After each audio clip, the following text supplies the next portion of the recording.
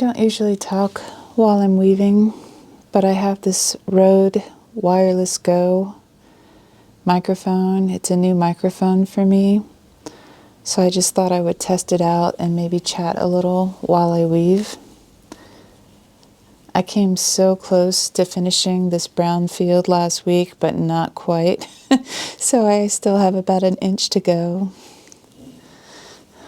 I almost didn't weave this week. Yesterday, I just was feeling a little burnt out, and I stopped everything.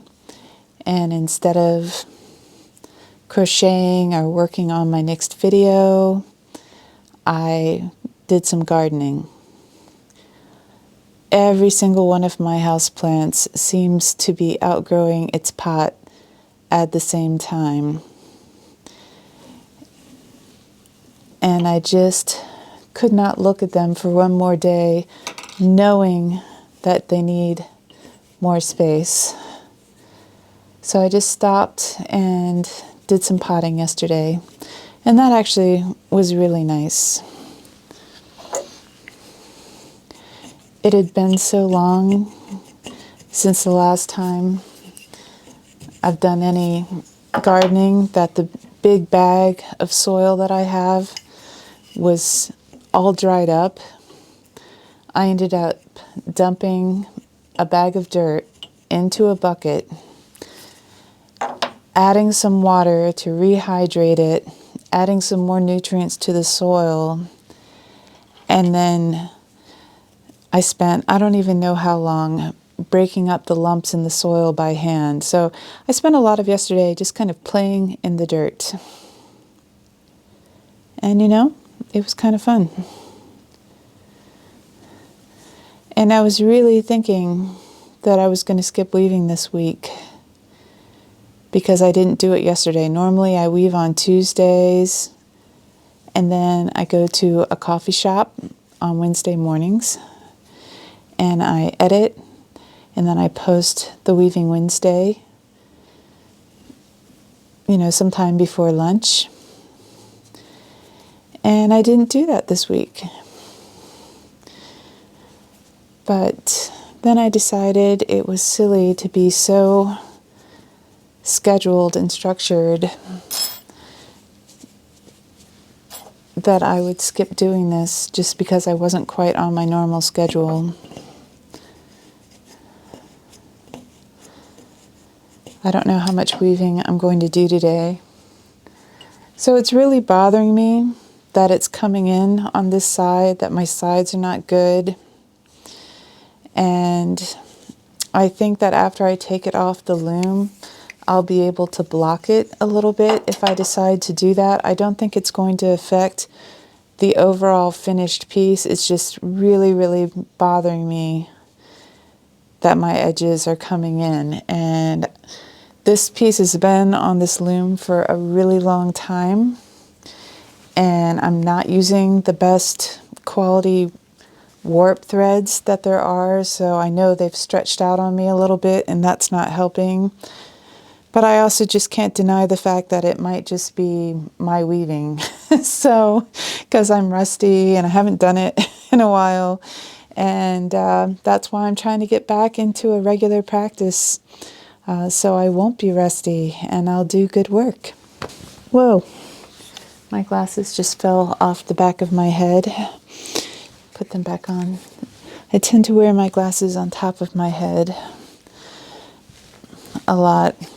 I have reading glasses, and I don't need them for everything, but every once in a while it's just nice to have them handy. I actually see quite well in good light, but sometimes if I'm looking or if I'm doing really detailed work and the light's not good, then I struggle a little bit. So I'm having to join some new yarn, and I'm just going to overlap a little bit.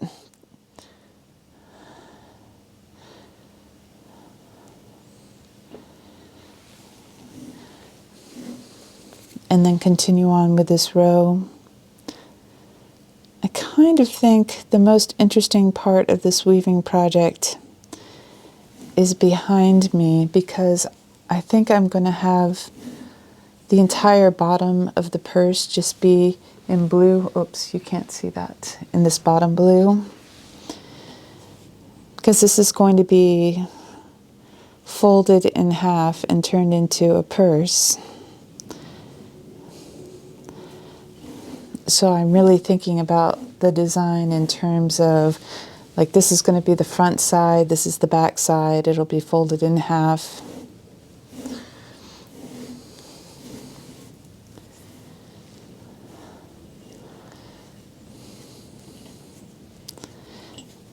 After I finish the weaving, I need to make some choices about the strap.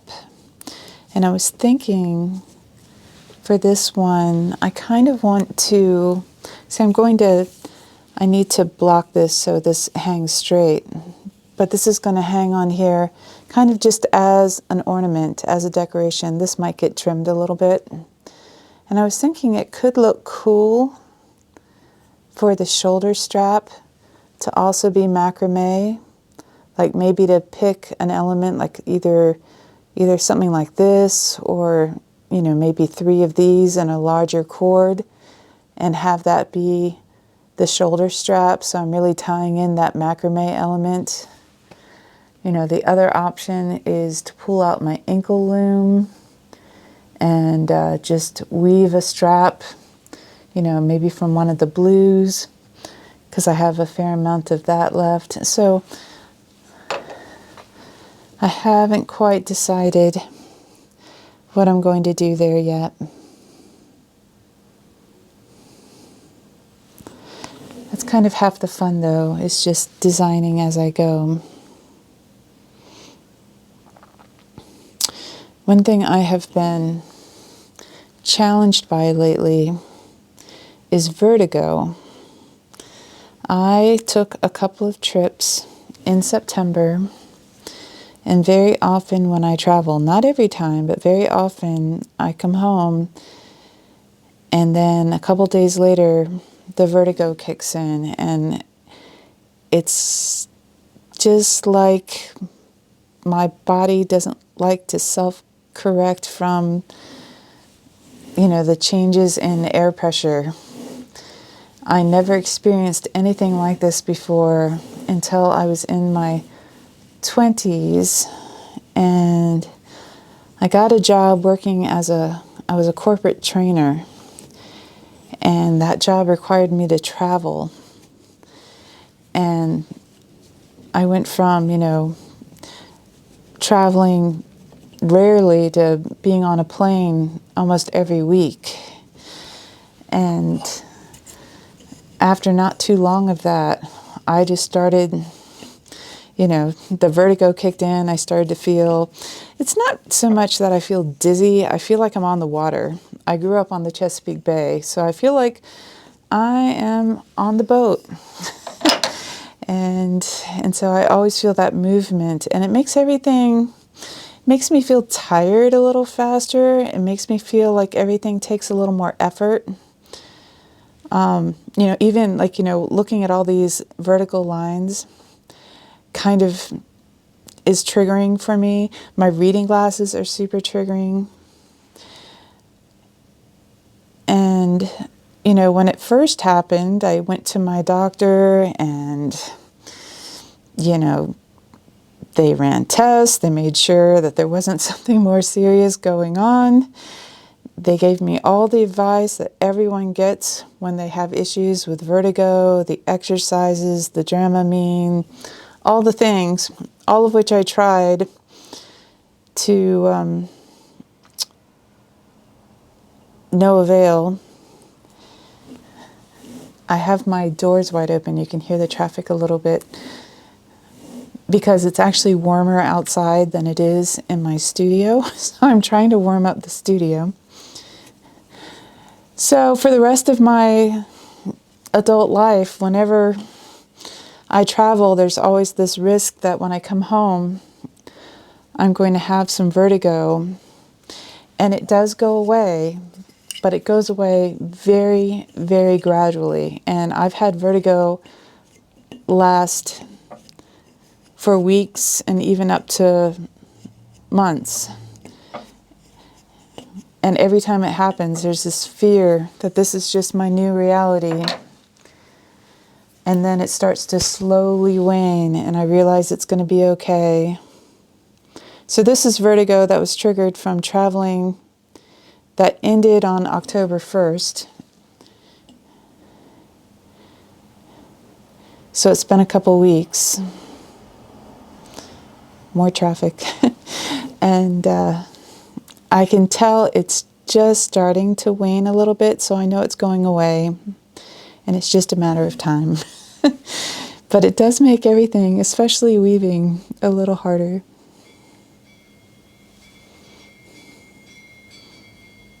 There's my chimes. See, I like the sound of chimes.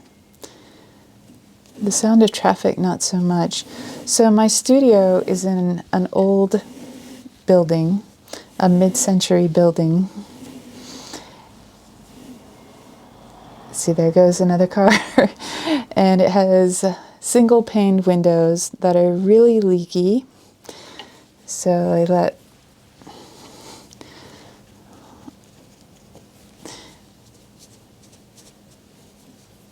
you know that in the summertime, all the air conditioning leaks out. And the air conditioning, like, it's not efficient. It is not temperature efficient.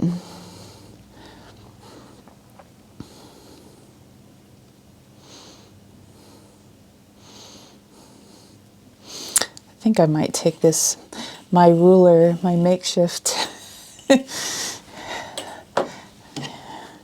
taking that out. Here's my actual ruler. So I want this to go up to 9 inches, and I'm just over 1/4 of an inch away, so I don't have too many more rows to do. I'm in Arizona, and I think a lot of us Arizonans are pretty stubborn about turning on the heat. Like, I never used to feel this way, but after moving here, it's almost become this thing to see how long I can go before I cave in and turn on the furnace. Because it's not that cold. So right now my house is in the 50s, which isn't bad, although my hands can get really cold. If I'm not moving, I can start to feel cold and just have a hard time warming up. And that's early November, so it's going to get colder. In another few days, our temperatures are going to drop at night, and it's going to get even colder. And I will probably cave and turn the heat on. See, trying to add lots of slack in the middle because I do not want it to pull on this fiber, on the warp threads.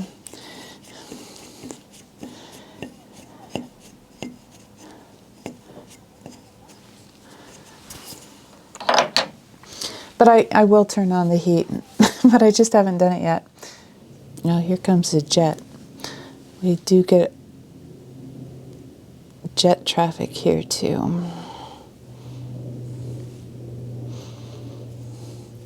The reason why my crochet tutorials are just about all voiceover, I think they are all voiceover, is because if I had to wait for windows of time when there's no noise to record, it would be tough. Maybe someday I'll invest in new windows and it'll be a little better.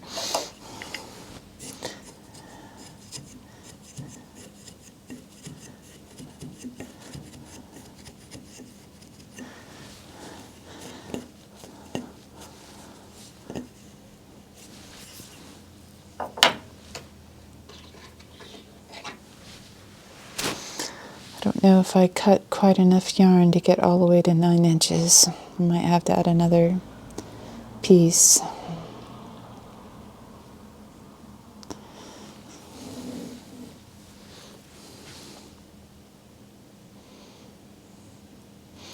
I'm determined to at least get to start the blue today. Like, I might not weave for a very long time today, but I will finish this. I will get to the blue. I want to finish this work in progress because one of my goals is to pull my ankle loom back out and get into card weaving. I've done some weaving on my ankle loom, but not a lot. And I've been using rigid heddles for some I've just been, doing the patterns by hand, just going over and under the right threads without using anything. And then I've also been using some little rigid heddles that I bought when I was in Stockholm. One of the things that I came back with from Stockholm are some traditional band patterns from the Sami people, who are the indigenous people of that region. And so I've really wanted to weave some bands using those patterns. But then I found this wonderful woman on YouTube who has done some tutorials with her ankle loom, and they're card weaving tutorials. And I really got sucked into her tutorials. And so I've made a little goal for myself to maybe work my way through a few of her tutorials. She definitely does historic band weaving as well. And I would love to get comfortable enough using the cards, that maybe I could use the cards for these patterns that I brought back from Sweden. And those bands and laces would make up faster using the cards.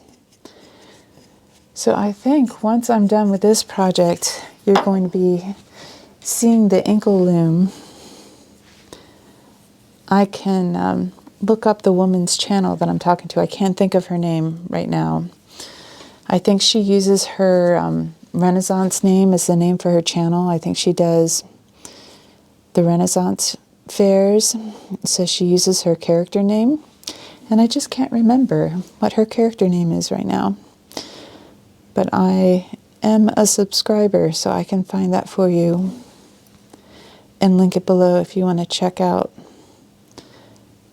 her work, because she does really beautiful work. I love the idea of always having some bands, just having a collection of bands woven so that when I make a bag like this, I can look through my collection of bands and pick one out. One of the trips I took this fall was to Peru, and I've always loved like Andean weaving, and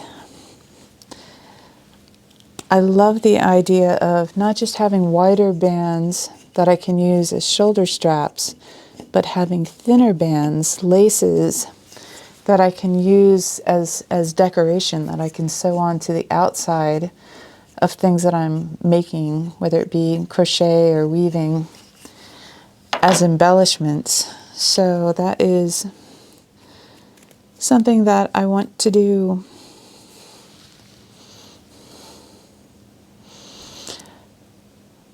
I'm finding myself, for the first time in a really long time, I have more time to pursue my interests. I'm basically retiring. I'm basically retired from the work I was doing. So I finally have time to devote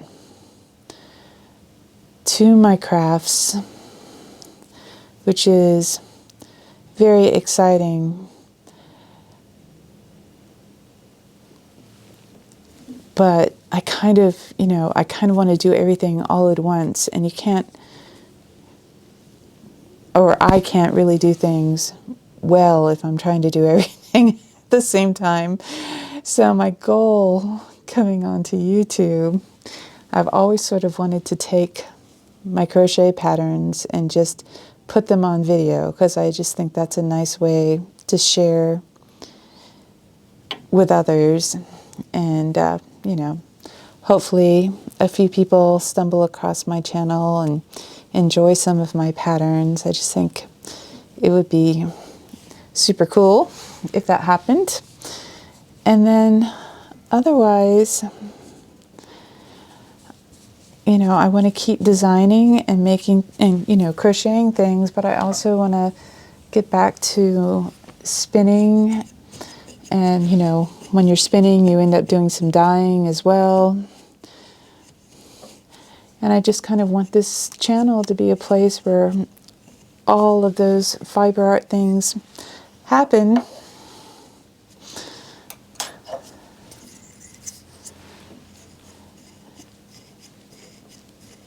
And I don't know if anyone will ever find anything that I do interesting, but I kind of just like putting it out there. I like to preserve these art forms.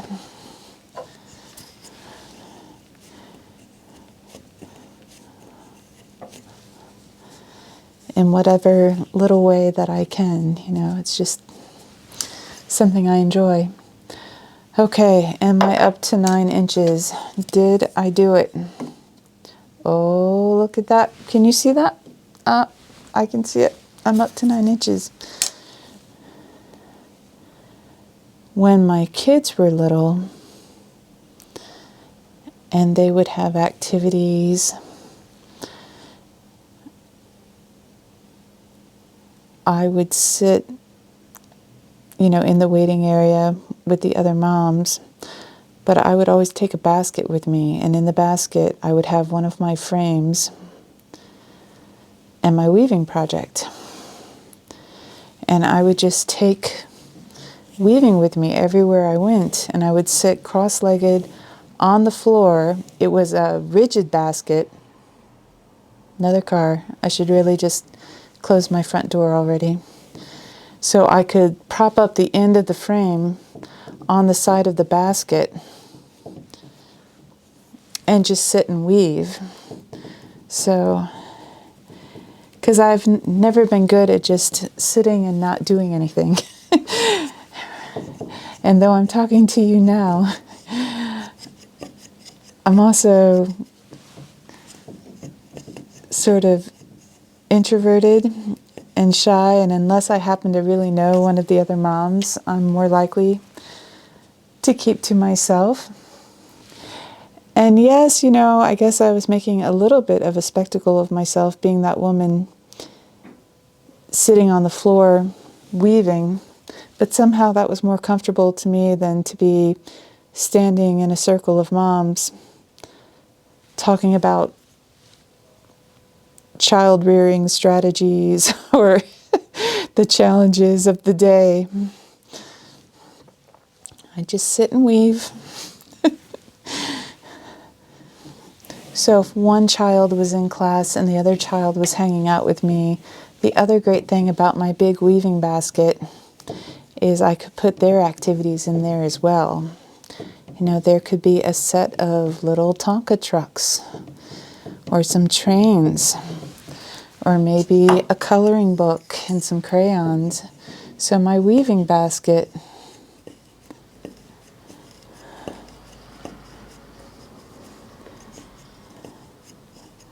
just letting that car go by had everything in it. Activities for me, activities for the kids. I just hopped up to get a fresh battery. I don't think I'm going to do too much more weaving today, but I am proud of myself for actually sitting down and getting a little bit done on this project.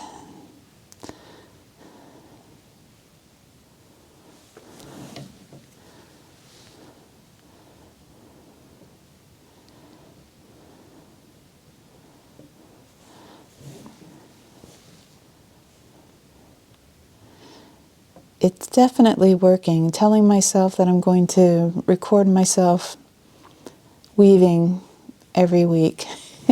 It is making me stick to my project, so I am happy about that.